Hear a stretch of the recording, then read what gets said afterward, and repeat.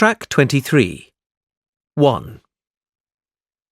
When I was living in Ireland, it was quite difficult to understand the local accent. 2. Do you think it's important to sound like a native speaker? 3. I would have learnt Latin, but it wasn't an option when I was at school. Track 24. 1. Many of the dialects in the world are gradually dying out. 2. Can you recommend ways in which I can improve my listening skills? 3. I'm researching minority languages for my essay, so I went to the British Library to find out more information. Track 25. Learning a language isn't easy. Learning a language isn't easy. Track 26. 1. There are many South American Indian languages, none of which are related to Spanish. 2. Studying accents is a good way to understand if a language is changing or not. Track 27. 1. I stopped taking Greek lessons soon after I left school. 2. How will local languages stay in use if fewer people learn them? Track 28. Morning, everyone. How are you? Fine, thanks, Joe. Yeah, fine, Joe. Have you managed to do much research on our minority languages project? Well, Julia, I've been having some trouble finding information about the number of Cornish speakers in the UK. The records at the Office of National Statistics and the Cornish Language Council say different things, so I'm not sure who to believe. Susan, have you got any information about this? I was looking on the government's minority languages website, and it says that nearly half the minority language speakers in the UK are speakers of Welsh. Are you sure it's nearly half? I thought the number of Gaelic and Welsh speakers was more or less the same. It used to be when Gaelic was a compulsory subject in schools, but nowadays there are fewer speakers of Gaelic compared to Welsh. And apparently, with Cornish, it's difficult to know the exact percentage of the population who speak it, because most people only speak it to intermediate level. Very few people are fluent speakers. I suppose that's why the statistics are different. Well, I think we should go with the more conservative estimate based on the number of fluent speakers. I think you're right, which means that Cornish isn't spoken by nearly as many people as the other languages. Yes, I think that's right too. Based on fluent speakers, that means that Welsh is the most widely spoken, and the numbers of Irish and Gaelic speakers are more or less the same. Track 29. Right, Harry, Rob, shall we get started on this presentation for European studies? Well, how about if I start by talking about the central regions of Spain where most people speak Spanish? Good idea. It's important we make it clear that the majority of the population use Spanish as their main language. Then I can introduce the Galician accent of the northwest. But isn't Galician more of a dialect? Oh, yes, you're right. We've got to get our terminology correct, because Spain is complicated in terms of languages and dialects and accents. How about we then move across to the northeast, and I give details on the Basque language and how it's different from Spanish? That seems logical, Stephanie. Do you also want to mention the other language in the northeast? It's Catalan, isn't it? Yes. In fact, we should say it's the official language of the region to show how important it is. So, what am I going to present? We need to include something about accents and speaking styles, don't we? Of course. I could explain the difficulties of understanding the accent in the south due to the fact that the locals speak quickly. Excellent. Well, I think that covers everything. Shall we meet tomorrow to practice our presentation? Track 30. So, Natalie, Louise, how are you doing with your report on encouraging people to speak local languages? Fine, thanks, Dr. Phillips. It's been really interesting. We've found lots of information which we've collated for our report. Good. What are you going to focus on? Well, many schools and colleges are doing good work promoting local languages, both as qualifications and in terms of after-school clubs.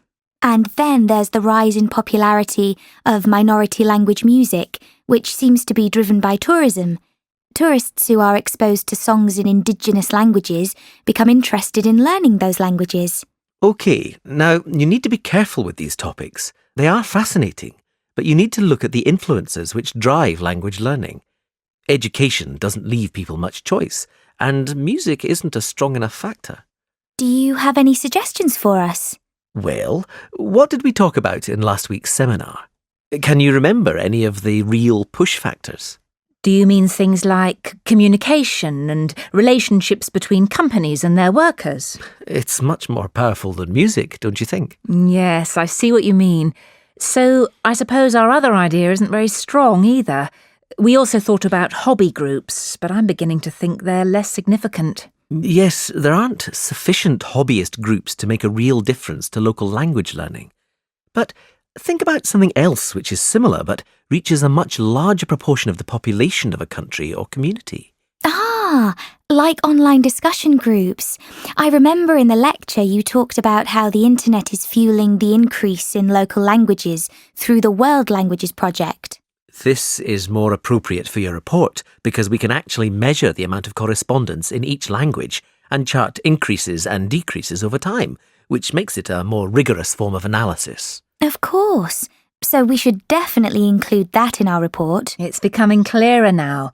We need to write about the larger factors involving commerce and online communication where we can record language usage. I think it's better than looking at anecdotal information. Thanks, Dr. Phillips. Track 31. Section 3. You will hear 3 students discussing a language project. First, you will have 20 seconds to look at questions 1 to 6. Now listen carefully and answer questions 1 to 6. So we need to get this field trip sorted out as soon as possible, don't we? Yes, let's get started. James, have you worked out which 2 countries we should travel to? Well, I thought we could go to the USA and Mexico because that's where the populations of most native languages are concentrated. But then I found out that the 3 languages we're most interested in are more widely spoken in Canada than Mexico, so I think we should go there instead. OK. Anna, weren't you going to think about our research focus? Yes, and I think I've found 2 areas that would work well. Firstly, use of the 3 languages, Nardini, Salishan and Algic among the younger generation, people up to the age of 25. I found out that although there are many older speakers of Algic, it's used much less by the young. In fact, young people under the age of 25 use both Nardini and Salishan more than Algic. That's interesting. That means that native language use isn't really being affected by the older generations anymore. So what's the other focus area then, Anna? Well, it would be good to try to find out what affects changes in native language speaker populations. You mean things like family life and the influence of popular culture or tourism? Yes, areas like that, but not tourism or culture because they're too general. I think we should look at whether family has an impact in terms of passing on native language use, and possibly the effects of government language policy too. Government figures can be deceptive, but they're still worth looking at. Maybe we should also focus on something like job creation and work statistics and the number of people who leave the USA to live in another country instead. Yes. I think emigration would be as useful as language policy. OK then, let's focus on those 3 as well as what happens in families. Before you hear the rest of the conversation, you have 20 seconds to look at questions 7 to 10. Track 32. Now listen and answer questions 7 to 10. Well, shall we look at our route now? Most of the speakers we're looking for are in California, so we could start there.